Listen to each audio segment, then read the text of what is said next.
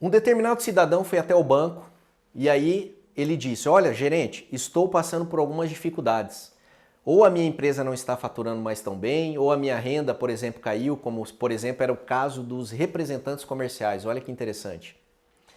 E o banco olha, o gerente olha para ele e fala assim: fique tranquilo, nós temos uma política interna agora em época de pandemia e nós vamos dar uma carência para o teu contrato de 90 dias.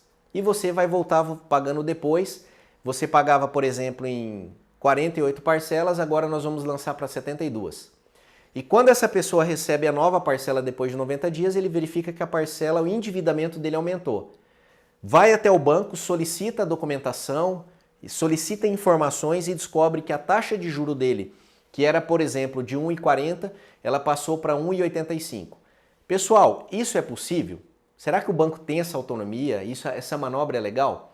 E aí eu vou te explicar aqui de uma forma bem sucinta o porquê que pode ou porquê que não pode e quais os caminhos que você tem que trilhar para fazer a reversibilidade disso dentro de uma instituição financeira ou até mesmo via judicialização. Então, renegociação na pandemia. Como fica a taxa de juros? Quando você estuda o sistema financeiro, a taxa de juros ela tem uma regulamentação. Então, ela é composta pelo custo da captação do recurso do banco, impostos, taxas administrativas, aluguel, risco da operação, taxa de inadimplemento estudada, enfim. Esses são alguns componentes, né, que fazem ali o banco analisar como é que a taxa de juros é formada e, lógico, colocando o spread dele em cima para que é aquilo que ele quer receber de volta, o lucro do banco. Agora, todas as vezes que você vai alterar a taxa de juro, um dos fundamentos dela é que você tenha que dar a causa. Ou seja, você pegou, por exemplo, e por um fato intrínseco não pagou. Ou por um fato intrínseco está provando ao banco que vai ter um problema no futuro. Se você é quem dá causa ao não pagamento, o banco até poderia fazer a alteração da taxa de juro. E ainda assim não é tão simples. Por quê? Eu posso analisar o contrato anterior e verificar que o banco descumpriu algumas questões no contrato, o que descaracterizaria o direito dele de me colocar nessa mora, em alterando essa taxa. E qual que é geralmente a argumentação do banco para alterar a taxa de juro? Para a maior. Ele vai dizer, olha, o risco de inadimplemento meu subiu. Se ele subiu, ainda que isso pareça paradoxal, é assim que o banco altera a taxa de juro, né? Então, olha só, ele considera que você está com risco de inadimplemento maior, ele aumenta a taxa, ou seja, ele aumenta o risco de você realmente ser inadimplente. É uma loucura, mas é assim que funciona. Então, o banco, usando desse artifício, ele vai fazer esse aumento. O que acontece? A pandemia é um fato extrínseco.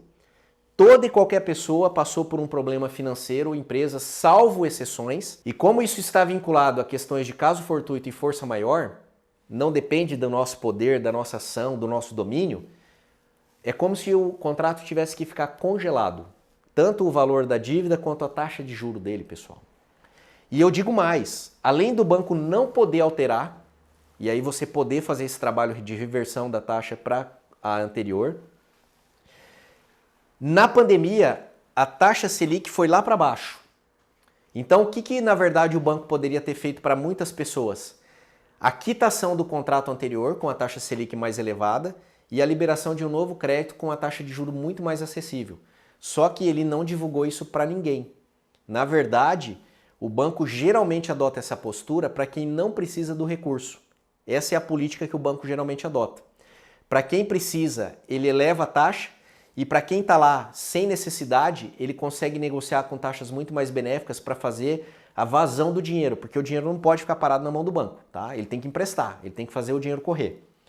Então, o que o Donato está falando para você? O banco não pode alterar a taxa de juro em época de pandemia, ele não pode colocar ela mais elevada.